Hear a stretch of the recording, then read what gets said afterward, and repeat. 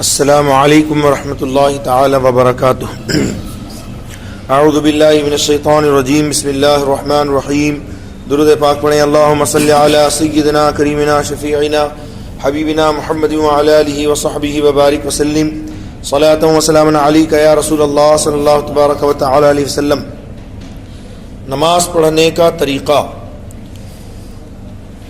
بہت سارے حضرات نماز پڑھتے ہیں، اس میں ایسی غلطیاں کرتے ہیں جس کی وجہ سے نماز نہیں ہوتی، اس لیے نماز میں شرائط و فرائض واجبات وغیرہ کا دھیان رکھنا بہت ضروری ہے۔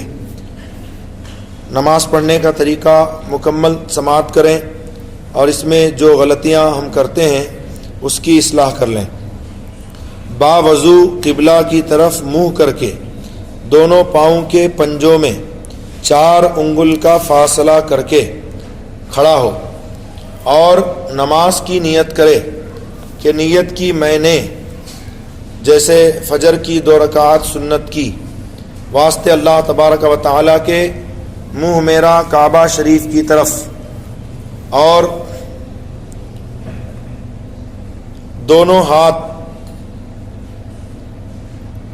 کے انگوٹھے کانوں کی لو سے چھو جائیں، اور اس حالت میں وہ نیت کرے کہ اس کی ہتھیلیاں قبلہ رخ ہوں۔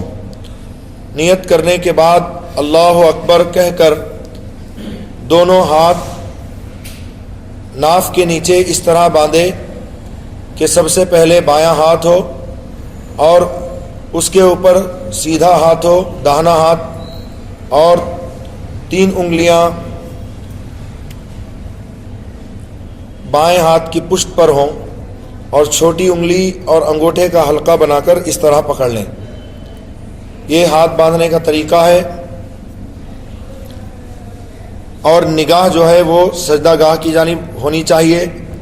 بہت سارے لوگ نیت باندھتے وقت سر کو اوپر اٹھاتے ہیں اور پھر اس کے بعد اللہ اکبر کہہ کر رکعت باندھتے ہیں، بالکل غلط ہے۔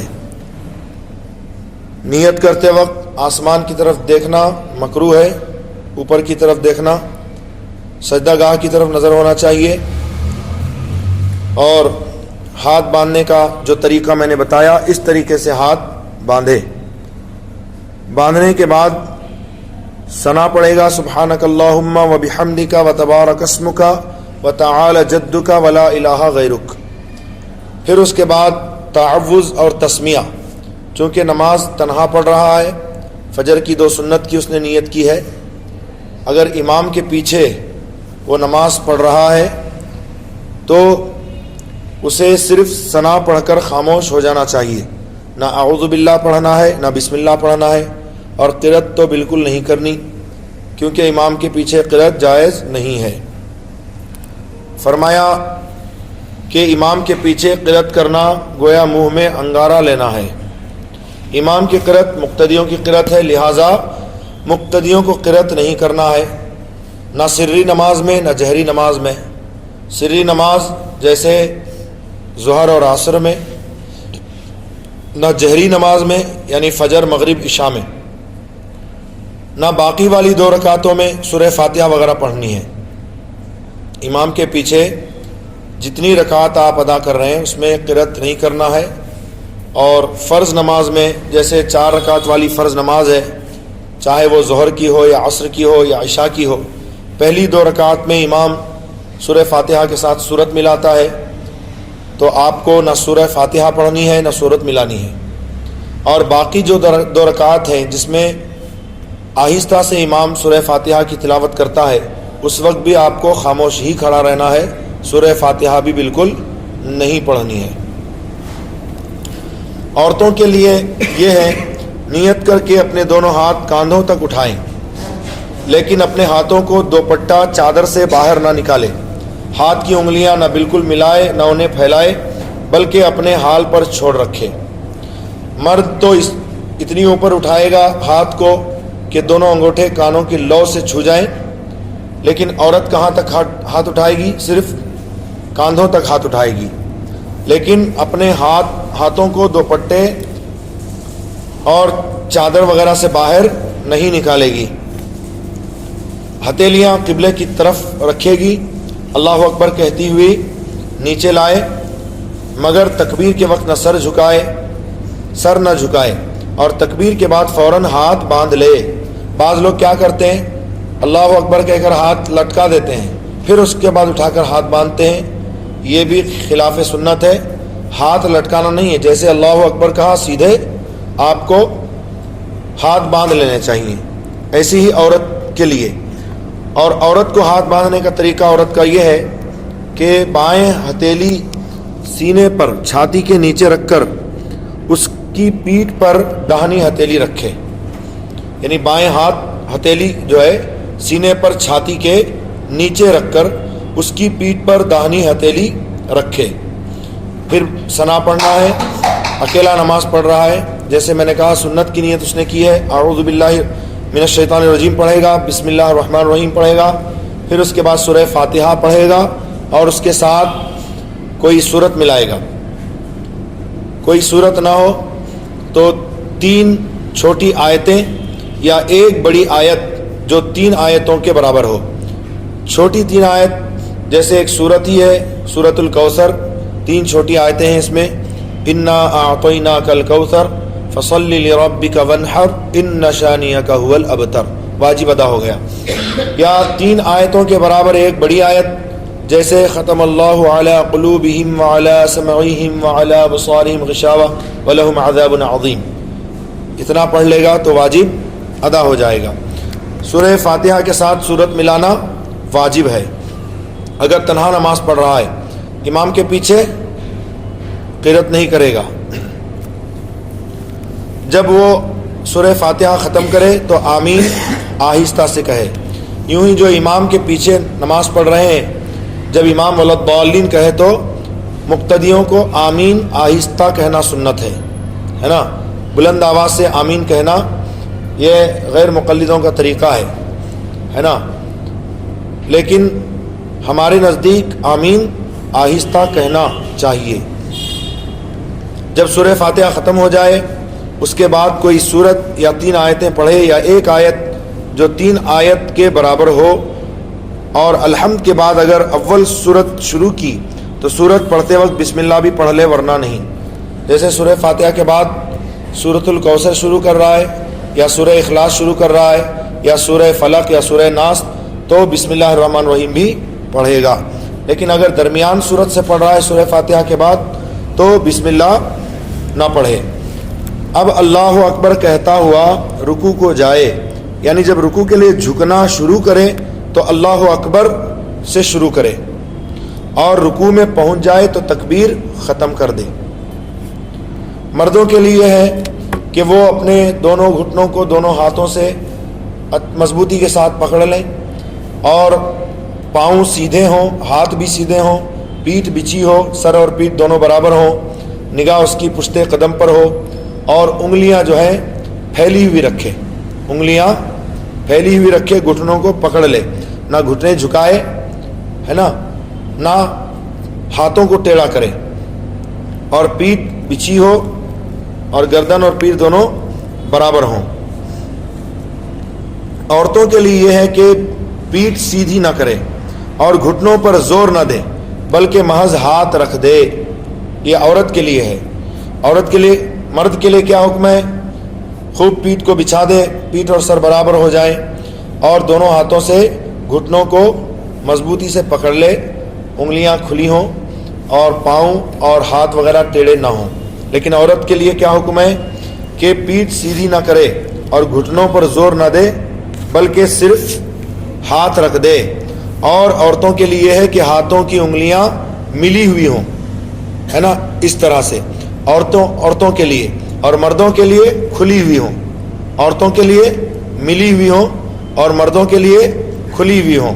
عورتیں رکوع کریں گی تو پیٹھ کو سیدھی نہیں کریں گی اور گھٹنوں پر زور نہیں دیں گی، صرف ہاتھ رکھ دیں گی، لیکن مرد پیٹھ کو سیدھی کرے گا اور ہاتھ سے گھٹنوں پر زور بھی دے گا اور انگلیوں کو پھیلا ہوا رکھے گا، اور رکوع میں کم سے کم 3 بار سبحان ربی العظیم، سبحان ربی العظیم، یہ عظیم جو ہے وہ ذا سے ہے بعض لوگ اسے سبحان ربی العظیم پڑھتے ہیں، یہ غلط ہے۔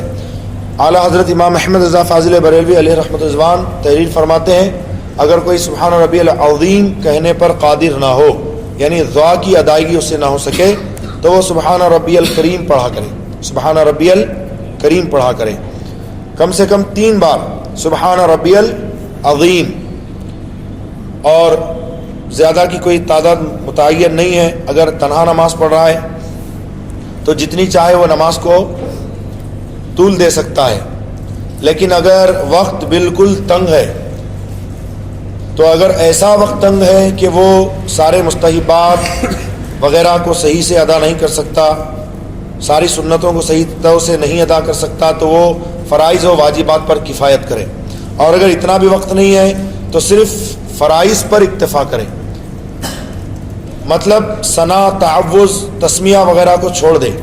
وقت اتنا تنگ ہے کہ وقت اجازت نہیں دیتا کہ وہ ساری چیزوں کو ادا کرے، تو وہ نیت کر کے سیدھا سورہ فاتحہ سے شروع کر دے، اور رکوع اور سجدے میں 3 بار کی جگہ ایک ہی بار تسبیح کہے۔ رکوع میں جب جھک جائے، اچھی طرح سے رکوع میں چلا جائے، تب سبحانہ کی سین شروع ہو، اور سبحان ربی العظیم کی جب میم ختم ہو تب رکوع سے سر اٹھائے۔ ایسے ہی جب سجدے میں چلا جائے تو سبحانہ کی سین سے شروع کرے، سبحان ربی الاعلیٰ جب پورا کہہ لے تب سجدے سے وہ سر اٹھائے۔ تو 3 مرتبہ کہنے کے بجائے وہ ایک ہی بار کہے گا۔ ایسے ہی التحیات میں صرف التحیات تشہد پر اکتفا کرے، اور جو ہیں اللہم صلی علی سیدنا محمد و آلہ کہہ کر سلام پھیر دے، وقت اگر بالکل تنگ ہے تو۔ اب یہ رکوع میں جانے کا طریقہ ہے۔ پھر سمیع اللہ لمن حمیدہ کہتا ہوا کھڑا ہو جائے، اور ربنا لک الحمد کہے۔ اب یہ رکوع سے جو ہم سیدھا کھڑے ہوتے ہیں، اس کو کہتے ہیں قوما۔ ایک ہے قیام جو نماز میں فرض ہے، کھڑا ہو کر نماز پڑھنا، بلا عذر شرعی بیٹھ کر نماز پڑھے گا نماز نہیں ہوگی۔ ایک ہے قوما، یعنی رکوع سے سیدھا جو کھڑے ہوتے ہیں، اس کو کہتے ہیں قوما۔ کم سے کم 1 بار سبحان اللہ کہنے کے مقدار قوما واجب ہے۔ اگر کوئی قوما نہ کرے بلکہ سیدھا کھڑا نہ ہو اور سجدے میں چلا جائے تو واجب کا تارک ہوگا۔ ایسے ہی دونوں سجدوں کے درمیان جو بیٹھا جاتا ہے، کم سے کم 1 بار سبحان اللہ کہنے کی مقدار بیٹھنا واجب، اس کو کہتے ہیں جلسہ۔ کیا کہتے ہیں؟ رکوع سے سیدھا کھڑا ہونے کو قوما، اور دونوں سجدوں کے درمیان بیٹھنے کو جلسہ کہا جاتا ہے۔ پھر اللہ اکبر کہتا ہوا سجدے میں جائے، اس طرح کے پہلے دونوں گھٹنے رکھے، پھر اس کے بعد دونوں ہاتھ رکھے، اور دونوں ہاتھوں کے بیچ میں سر رکھے، نہ یوں کہ صرف پیشانی زمین سے چھو جائے اور ناک کی نوک لگ جائے، بلکہ پیشانی اور ناک کی ہڈی زمین پر جم جائے۔ پیشانی اور ناک کی ہڈی زمین پر جمنا چاہیے۔ بعض لوگوں کو سجدہ کرتے دیکھا، صرف ہلکی سی پیشانی یا ناک کی نوک چھو جاتی ہے اور اسی سے وہ کام چلا لیتے ہیں۔ سنت جو طریقہ ہے سجدہ کرنے کا وہ یہ ہے کہ پیشانی کی ہڈی اور پیشانی اور ناک کی ہڈی زمین پر جمائے۔